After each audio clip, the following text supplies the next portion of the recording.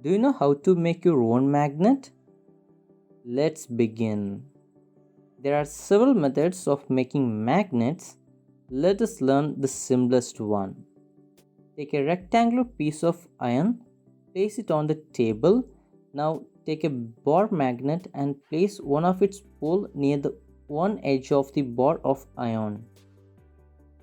Without lifting the bar magnet, move it along the length of the iron bar till you reach the other end.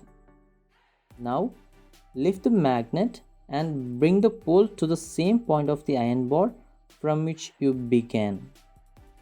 Move the magnet again along the iron bar in the same direction as you did before. Repeat this process about 30 to 40 times.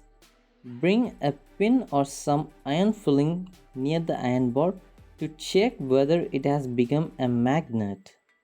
If not, continue the process for some more time. Remember that pole of the magnet and the direction of its movement should not change. With the help of this method, you can also use an iron nail, a needle, or a blade and convert them into a magnet. That's all. Hey guys, this is Verlin and you're watching Learn to Remember.